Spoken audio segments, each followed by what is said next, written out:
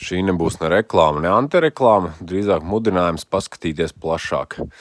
Un man acis plašāk pavēra gadījums, ka man vajadzēja statoru ģeneratoru remontam. Es skatos savā mīļajā veiklā Interkārā. Stators ir dabujams, maksātu 30 eiro, tikai akvai, kā parasti pēc pieprasījuma. Tā te daudzām lietām, kas man godīgi sakot arī besī. Bet tad es sarakstījos vienu cilvēku pazīstam, kurš ģeneratoru remontu ņemās, viņš man atsūta vienu linku. Un tad es paskatos tajā veikalā, ka tur tas stators arī ir dabujams, maksā tikpat. Bet man tagad tā kā aķis lūpā gribās pastīties, kādas te vēl ir cenas. Un viņš man saka, ka viņš nesen te pircis ir pazīstamam cilvēkam priekš Volviķi, to aizmugurējā loga motorīti. Magnetīm ar Elī gan īstenībā ir beigies sūds. Palicis tagad, jo tur ķīniešu mans pako. Bet labi, ne pa to stāst, pa cenu. Un viņš teica, ka viņam te jau ir kaut kādas, tā teikt, privilēģijas, un viņam jau bijis laikam pat 82 tā cena. Bet 92 ir cena, teiksim, bez reģistrācijas vispār no ielas cilvēkam.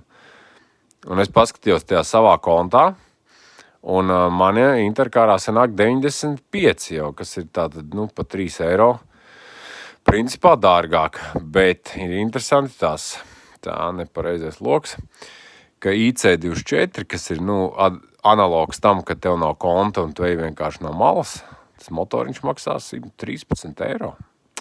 Tā ir vesela 20 eiro atšķirība, kas, man liekas, ir diezgan daudz, godīgi sakot.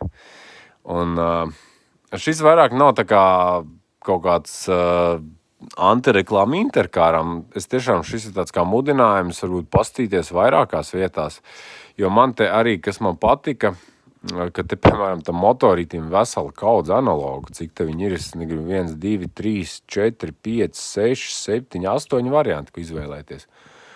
Un Interkārā ļoti bieži problēma tā, kad ir viens un pārējiem pēc pieprasījuma, kas ir sinonīms, kad var negaidīt, ka varēs dabūt viņā. Tā kā, jā, varbūt varat padalīties saviem kaut kādiem pieredzi ar šo veikalu vai ar kaut ko citu, bet katrā ziņā šis noteikti būs, teiksim, apskates vērts gadījumos, kad man to detaļu nevajag rīt no rīta.